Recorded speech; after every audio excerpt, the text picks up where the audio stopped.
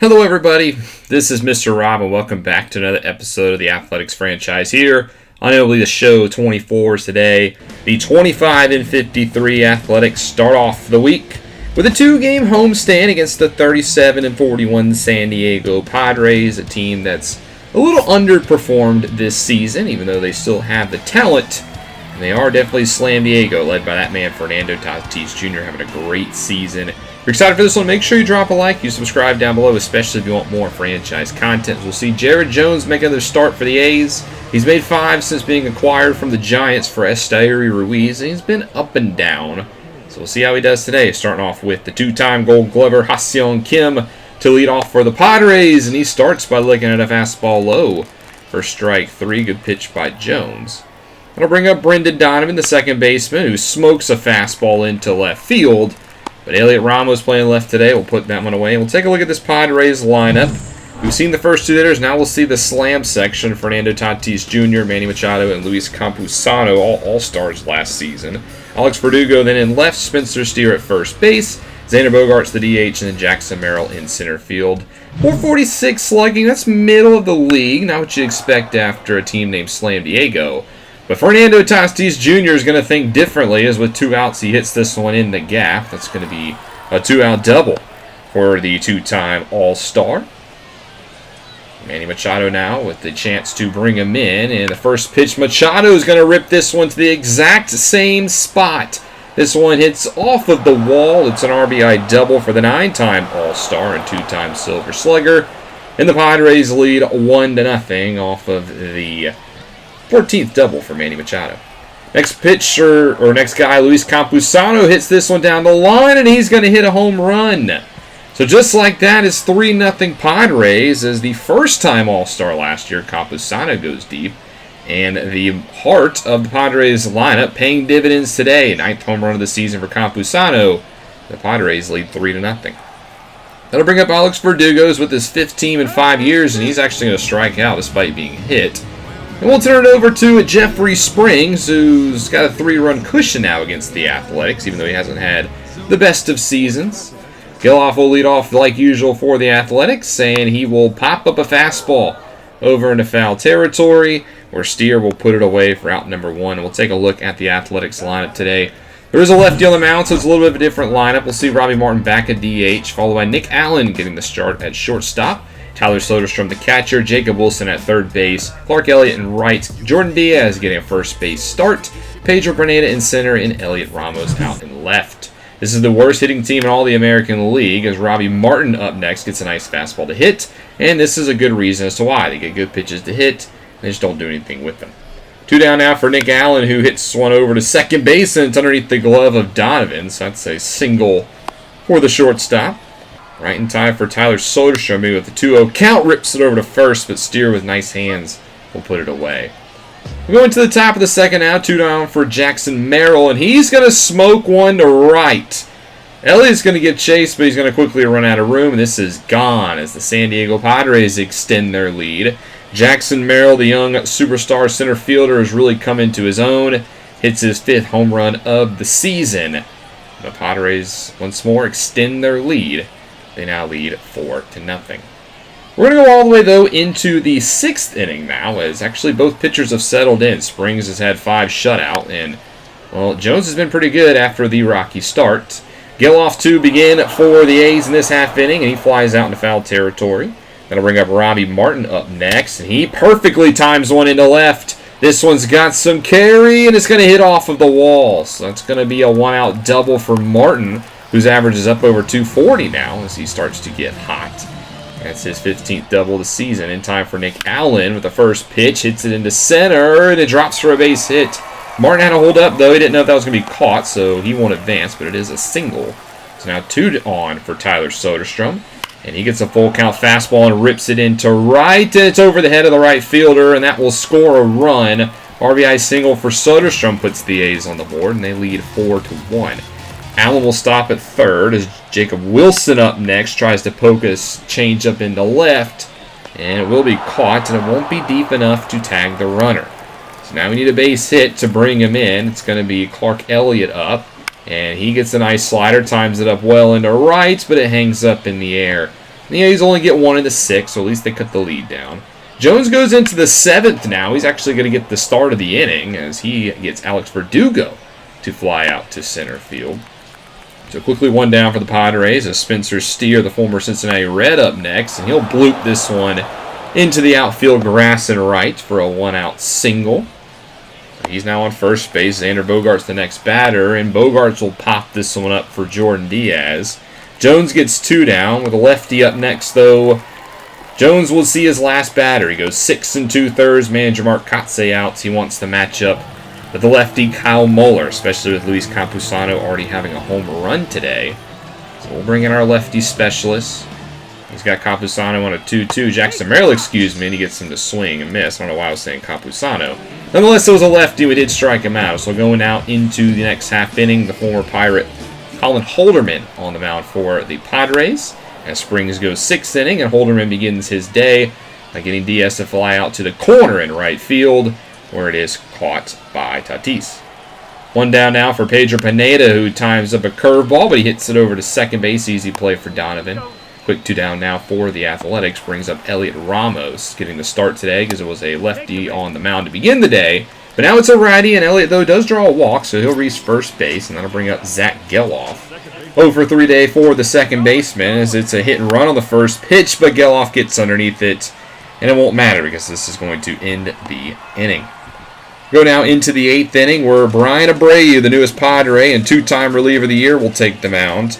After a season with the Dodgers, Abreu signed a 5-year, $38.5 million contract to come over to San Diego to be their setup man. And, well, they have the best 8-9 pitchers in baseball, in my opinion, so it's not going to be easy, as Robbie Martin begins by flying out to right. Nick Allen up next to the full count, and he swings through a slider ahead of the pitch. So quickly 2 down now for Abreu, brings up Tyler Soderstrom, who's responsible for the only RBI of the day for the A's. He has a 2-2 count from Abreu, and he misses the 99 heater.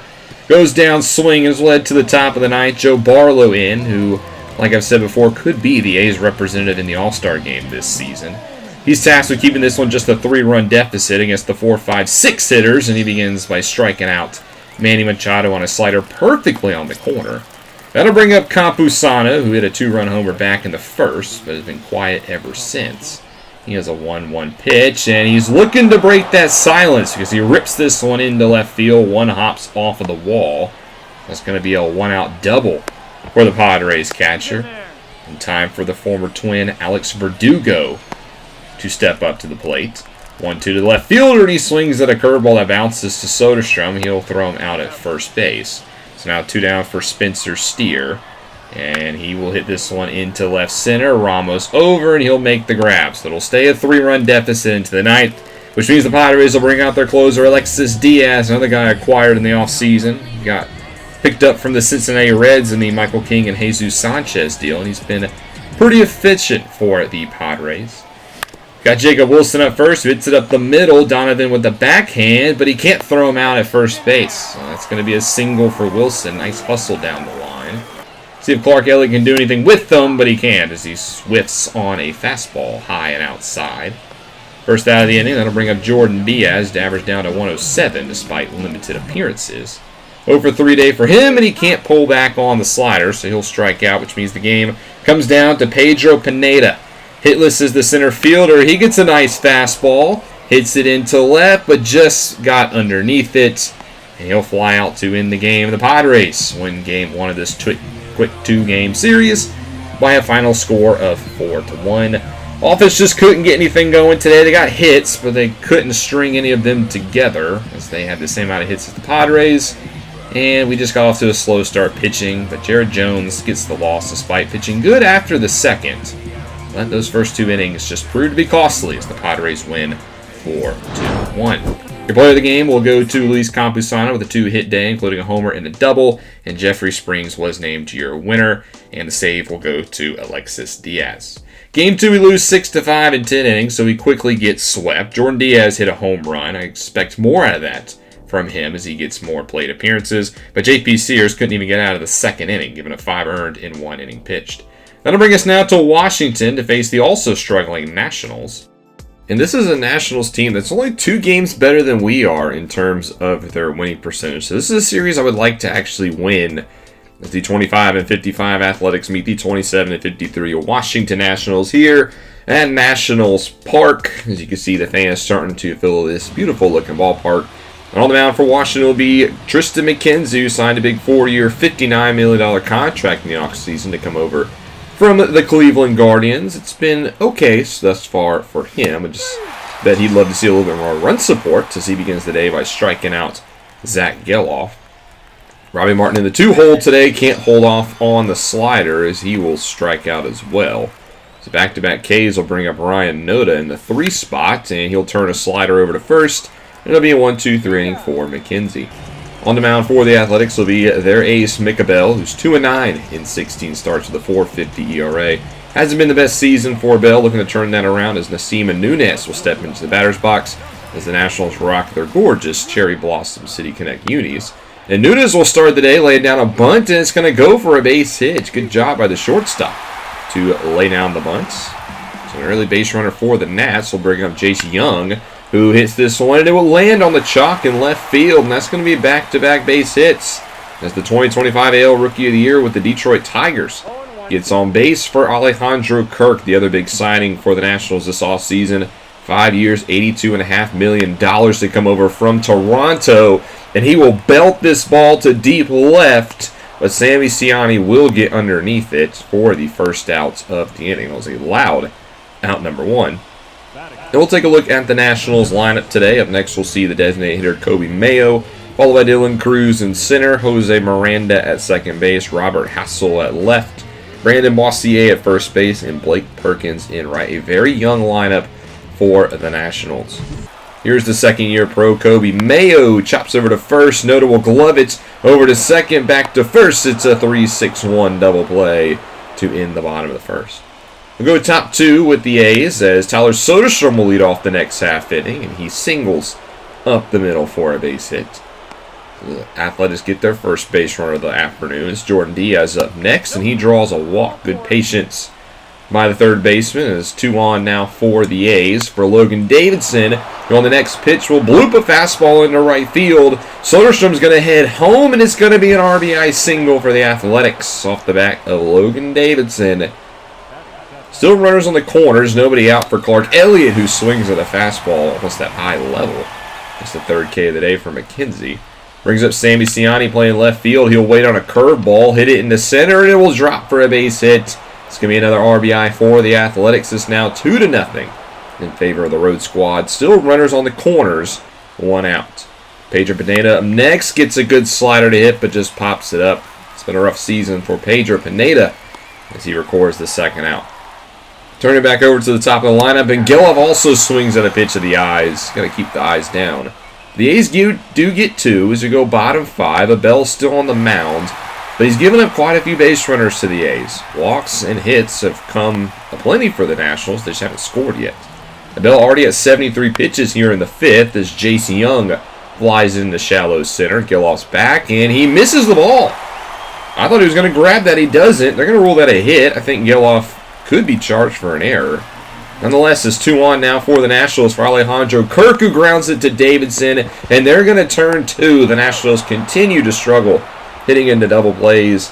Now you got 1 on third, 2 down for Coby Mayo, but manager Mark Kotze is not going to let Abell do it. He's gone 4 2/3. The pitch count's high. He wants a fresh arm to keep the shutout going. He's going to bring in Zach Jackson to try to get this final out against the designated hitter in Coby Mayo, and he lines it right at Diaz. Good glove to the hot corner. It stays 2-0. Mike Baumann now in for the Nationals as we'll go top 6. He steps in, not having a good season. Nationals bullpen has not been very good this year. He'll start off with Tyler Soderstrom, who draws a walk, so the second time he's reached base today. And that'll bring up Jordan Diaz, who's also reached base a walk. Only 118 average thus far, though. Slow start to his 2027, but he gets plunked on the back of the leg, so the A's will take 2 on. Here's Davidson, who a little bit of deja vu, is up with 2 gone, nobody out. But this time he strikes out on the 12-6. Clark Elliott's turn, 2-2, gets a fast or a curveball right down the middle, but he pops it up into center field. Cruz is underneath it, and it's 2 down now for the Athletics.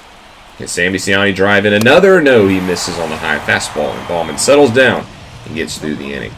The 20-year-old Kevin Gonzalez will then take the next half inning. His ERA is even worse at 7.11. And no, I'm not talking about the gas station. This Pedro Veneta up first, though, will foul off a fastball down the heart of the plate for out number 1. Geloff up next, swings through the 100-mile-an-hour fastball. Going gas from the 20-year-old. 2 down now for Robbie Martin, hitless on the day. Average up to 245 on the season as he enters his groove a little bit. 2-2 pitch to the designated hitter, and he can't lay off the splitter in the dirt. Good pitch by Gonzalez, but an overthrow from Kirk will allow Robbie Martin to take first. So it's a strikeout E2, and the inning will stay alive for Ryan Noda, who now has to step to the plate. So with a runner on first base, also 0 for 3 on the day. He has an 0-2 pitch here, and he looks to strike 3, so all is well in the world for the Nationals. Nothing comes of the air. This will now go into the next half inning where Will Klein comes in relief, the best reliever we've seen thus far. He's a rookie, 5th-round pick back in 2020 out of Eastern Illinois by the Royals, and he's finally getting his chance to show what he's worth. And he'll have to go through the 4, 5, 6 hitters in the 8th as he gets Soderstrom to fly out. Diaz up next, hits a curveball over to second. Easy play for Miranda, and it's quickly 2 down for Will Klein. Logan Davidson has an RBI today. First pitch, and he turns a curveball over as well. This one over to first. And it's a 1-2-3 inning for Klein.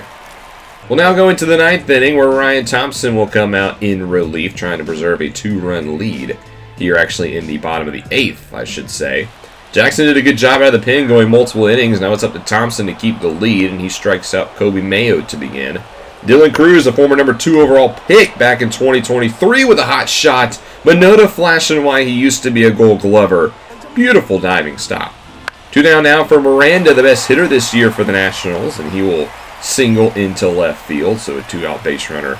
Brings the tying run to the plate, and Robert Hassel, and he'll also hit it through the left side of the infield. Back-to-back singles here for the Nationals. You got to be careful. So it'll bring up Brandon Bossier, the second-year pro from Arizona. But first, he'll get Xavier Edwards on the base pass. A little more speed on second base. As Bossier hits this one well to center, but it will die out, and the threat is nullified. 2-0, which means we'll go to the 9th. Tony Santillan in for the save. He has not been that good this year. 8.41 ERA, 3 blown saves, 4 actually. But he has a chance here to get another one. He'll start off with Blake Perkins, the former Brewer, who hits it into left. Easy out for Sammy Siani. Top of the lineup now up next. Nasim Nunez, 2 hits on the day. Belts this one to right field. Elliott is back, but he will make the grab. Allowed out number 2, which means the game comes down to Jace Young. 1-2 pitch, rolls over to first. Noda's got it. He'll hustle to the bag himself, and the Athletics will win this one by a final score of 2-0. No sort of struggle for Santillan today. I was trying to think of the word, and I'm glad there was no dramatic in the 9th. He was able to shut the door on the Nationals, hopefully get him back on track. As we win this one, getting 2 runs on 5 hits. They had 10 hits in this game and plenty of walks, but they just could not do anything with the base runners. Jackson gets the win, considering Mitka Bell didn't go 5, and the loss will go to Tristan McKenzie. And your player of the game is Tony Santillan with the shutdown in the 9th inning to get his 12th save of the season. So a good start to the series. There is a trade around the league, though, today, and it's the Braves and the Orioles again, so it seems like they're not done. And the Braves get Dylan Tate, and I think the Braves definitely won this trade. Not that Tate is the best player, but he's definitely better than what they gave up. So all is right after they traded Pim Murphy to the Orioles. We lose the next one 5-3. Jordan Diaz goes deep twice in this game, but it was not enough. So we now split the first 2. Other Saturday games, the Twins go into Seattle and win 3-0. A big loss for the Mariners, who are trying to keep pace in the AL West. The Minnesota Twins continue to be the team to beat in the American League. And then on Saturday night, the Braves beat the Phillies 2-1. A big game and a big series in the NL East. So the Braves get the win here on this one. The Phillies, one of the best teams in baseball. The Braves, the defending champs. So a lot more on the line. A lot on the line when they face them. We lose the series as we lose 7-1 in the 3rd game. Sammy Siani goes deep, but Luis Medina got the start for the Nationals against his former team. He pitched 6 shutout innings. Of course he does. One more trade to go over. The Astros will acquire Michael Lorenzen from the Giants for Will Brennan. Lorenzen's been a pretty solid starting pitcher in his tenure. I mean, he's been a pretty much a high 3 ERA pitcher. And they'll give up Will Brennan, who's a 29-year-old left fielder, to the San Francisco Giants. Next episode, we'll get into the month of July with 4 games at Fenway Park before going over to face Cleveland and the Guardians as we get closer and closer to the All-Star break, which means closer and closer to all the fun festivities. So, hope you guys have enjoyed the series. If you have, make sure you drop a like and you subscribe down below, especially if you want more franchise content. This is Mr. Rob.